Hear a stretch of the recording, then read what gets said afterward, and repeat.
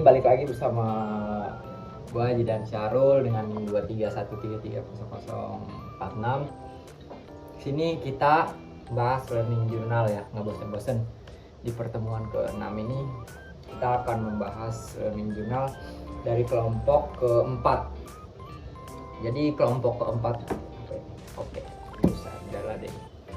Jadi kelompok 4 itu membahasnya tentang judulnya itu mengoptimalkan berita, seni menata, rubrik, judul, lead, dan diksi. Jadi apa aja yang dibahas? Oke, kita akan lanjut ke pembahasannya.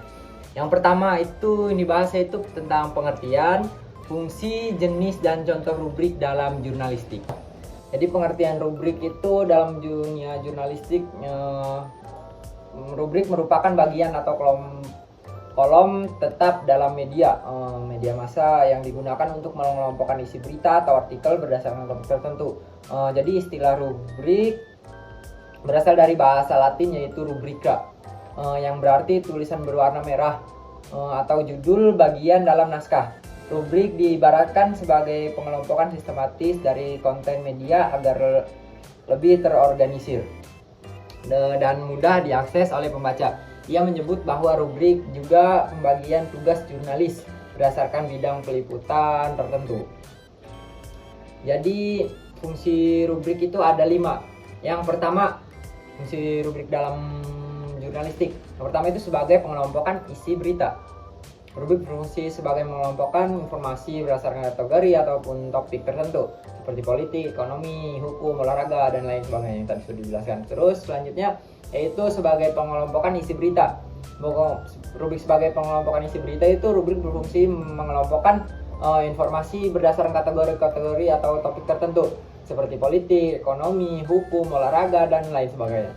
Selanjutnya yaitu sebagai identitas media. Rubrik sebagai identitas media itu rubrik pasti bisa menjadi ciri khas atau branding suatu media bagi suatu media massa ya.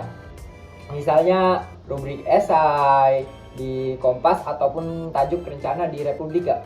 Itu seperti contoh-contohnya. Dan yang keempat itu ada fungsi rubrik sebagai identitas media.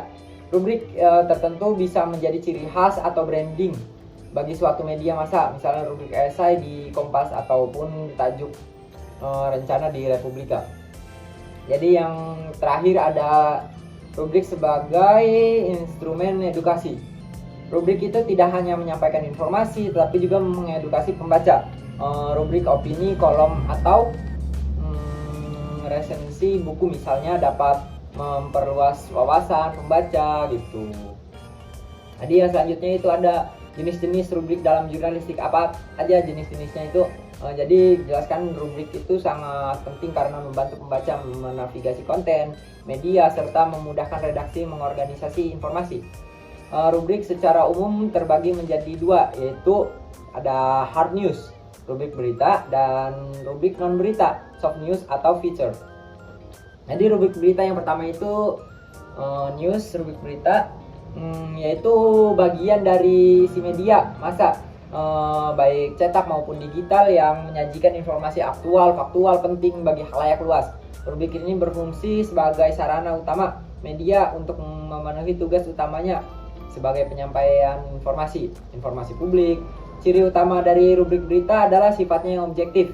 Artinya berita ditulis berdasarkan fakta yang dapat diverifikasi tanpa memuat opini atau emosi subjektif penulis gitu.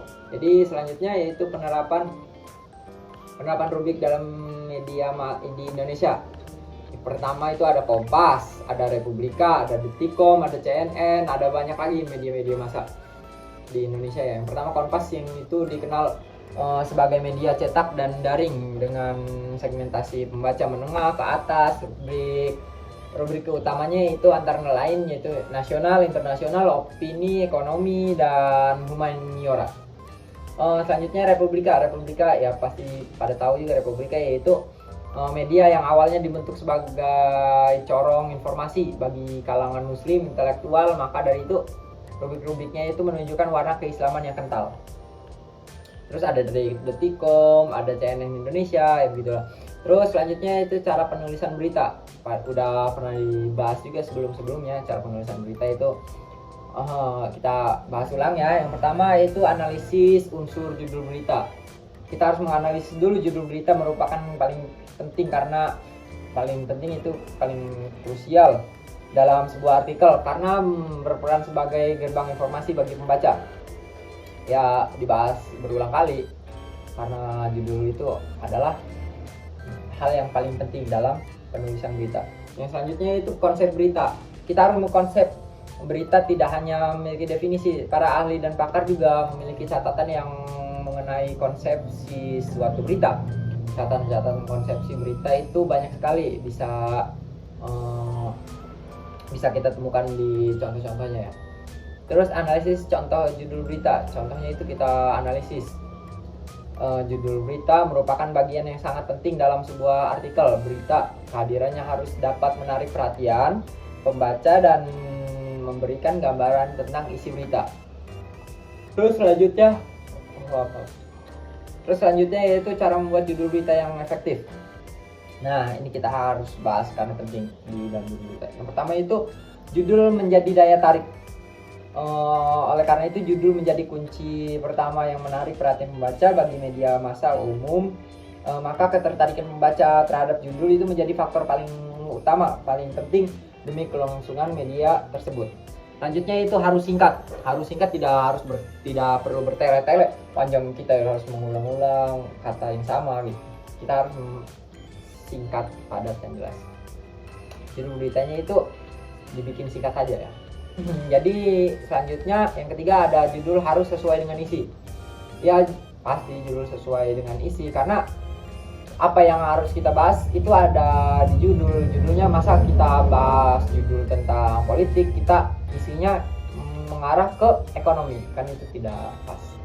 Terus selanjutnya yaitu judul harus fokus. Fokusnya ini dengan judul yang pendek dan jumlah kata yang sedikit, judul itu harus tetap bisa fokus. Karena judul-judul yang di atas itu lebih fokus dan langsung menunjukkan ke dampak secara real gitu. Terus definisi lead itu lead berita adalah paragraf pertama, yaitu udah dijelaskan ya. Kriteria penting menyusun lead nih. Lead itu harus sesuai dengan judul berita. Lead harus mampu menguraikan atau menjelaskan isi dari judul berita. Judul dan lead harus memiliki keterkaitan langsung agar pembaca tidak bingung. Terus langsung ke inti informasi. Terus mengandung unsur 5W1H. Ini yang paling penting di lead. Harus ada unsur 5W1H. Karena kalau tidak ada 5W1H itu bisa jadi bukan berita. Itu bisa jadi apa?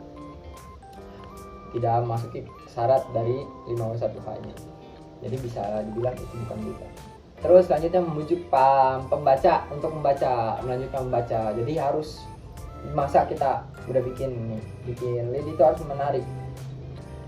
Terus selanjutnya itu menggunakan kalimat yang pendek dan padat. Terus tujuan utama lead dalam penulisan berita itu adalah memancing minat pembaca tadi itu, menyajikan fakta terpenting yang diberitakan, terus membuat jalan pembuka agar informasi lain mudah tersajikan. Terus pengertian diksi, ke materi selanjutnya. Diksi yaitu dalam konteks jurnalistik yaitu merujuk pada pemilihan kata atau frasa yang digunakan oleh seorang jurnalis untuk menyampaikan informasi kepada publik secara jelas, akurat, padat, dan menarik. Jadi mungkin hanya itu yang bisa saya sampaikan. Kurang lebihnya mohon maaf. Bila ada kata-kata yang salah itu datangnya dari saya pribadi. Bila ada kata yang benar itu datangnya dari Allah. Wassalamualaikum warahmatullahi wabarakatuh. Dadah.